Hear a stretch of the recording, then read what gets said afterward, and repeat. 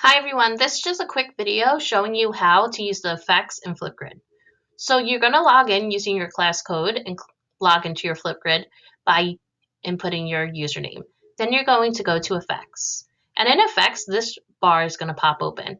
You're going to have filters, frames, emojis, text, draw, board, and photo. So today I'm going to show you how to use these items. First, you're going to click on filters. And filters is really just adding a filter to your work. So you're going to choose which one you like the best. And this is just a fun way for students to add to their work. So for today, I'm going to use this filter for this video. I'm going to click back. Then you can add a frame. There's all different kinds of frames, and this is really just for students to be engaged while creating their Flipgrid and for all their Flipgrids to look different. So the news one is actually really cool to do because if you're doing a report on a certain topic, your students can pretend to be newscasters.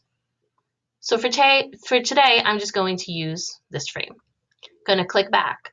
With emojis, you can add emojis, you can add people, accessories, music, reactions, and magic. And you hit to the right to see more options they give you. So they also give you ASL if you want to utilize that in your Flipgrid. So for emojis, what you're going to do is, let's say you want this cute emoji. You can make it a little bigger by tapping that, by pulling it, making it bigger, make it smaller. It's really up to you. If you want to delete it, you hit the trash can. If you want to double it, you're going to just tap the two pieces of paper and that's going to make a copy. Kind of looks like pieces of paper. Now, great, you have two different emojis. Now you want another emoji, right? Because two emojis isn't enough. But this time I want to go to accessories. And what I want to do is I want to put on some cool shades. So now I'm just going to put on those cool shades, put them right there. And let's say I want some more effects. So there's emojis, there's people. If I want to add a person that looks like me, I can. More accessories. Maybe I want a cool hat. Going to make it a little smaller so it fits on my head. There we go. And let's say now you want to add some text. You can pick from any of these. Let's go with typewriter. I'm going to write, hi, Flipgrid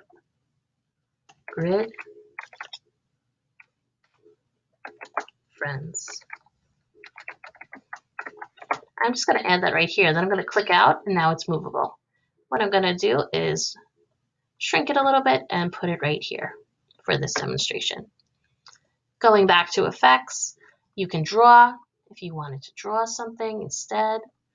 And let's say you don't really like it, you're just going to hit this little arrow and it's going to undo what you drew. You have the board option.